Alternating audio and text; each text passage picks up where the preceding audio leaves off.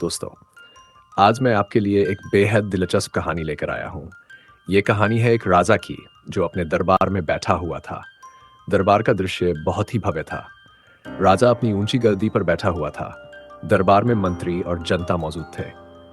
माहौल में गंभीरता और उत्सुकता थी कि राजा अब क्या घोषणा करेंगे।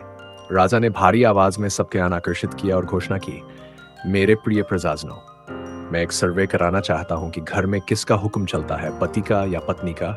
जो पति का हुक्म मानता है उसे मिलेगा मनपसंद घोड़ा, और जो पत्नी का हुक्म मानता है उसे एक सेब मिलेगा। राजा की बात सुनते ही लोगों में हलचल मच गई। कुछ लोग फुसफुसाने लगे और धीरे धीरे एक एक कर सेब उठाने लगे। राजा ये देखकर चिंतित हो गया।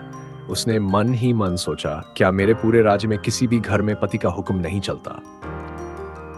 इसी बीच दरबार के दरवाजे से एक लंबी मूंछों वाला मोटा जवान गर्व से अंदर आया। उसके चेहरे पर आत्मविश्वास साफ झलक रहा था। जवान ने गर्व से कहा, राजा जी, मेरे घर में सिर्फ मेरा हुक्म चलता है, मुझे एक घोड़ा चाहिए। राजा ने यह सुनकर खुशी से मुस्कुराते हुए कहा, जा अपना मनपसंद घोड़ा ले जा।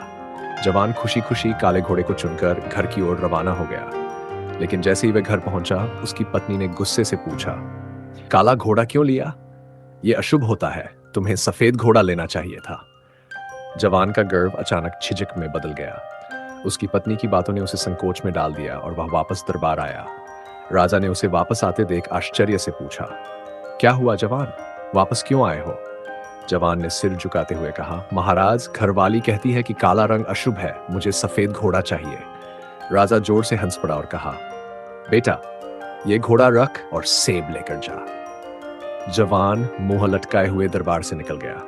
रात गहरी हो चुकी थी। दरबार अब पूरी तरह से खाली था। लोग अपने अपने सेब लेकर चले गए थे।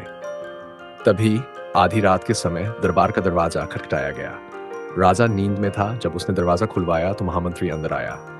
राजा ने नींद भरी आवाज में पूछा, महामंत्री, इतनी रात को कैसे आना हुआ?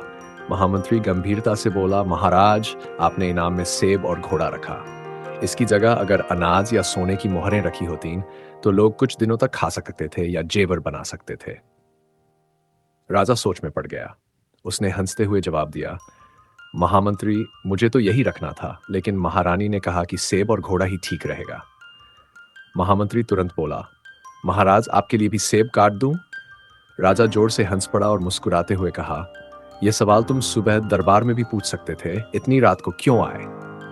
महामंत्री ने धीरे से कहा, महाराज, मेरी धर्मपत्नी ने कहा था कि अभी जाओ और पूछ कर आओ ताकि सच्चाई का पता चल सके। राजा फिर जोर से हंस पड़ा और बोला, महामंत्री जी, सेब आप खुद ले लोगे या घर भेज दिया जाए? महामंत्री मुस्कुराते हुए बोला, महाराज, मुझे खुद ले जाने में कोई आपत्ति नहीं है। राजा और महामंत्री दोनों हंसते हुए इस पूरी घटना का आनंद ले रहे थे। कहानी का अंत हमें यह सिखाता है कि कभी कभी जीवन में हास्य और बातचीत से सच्चाई का पता चलता है। हम जितना सोचते हैं, सच उससे कहीं ज्यादा सरल और मजेदार हो सकता है।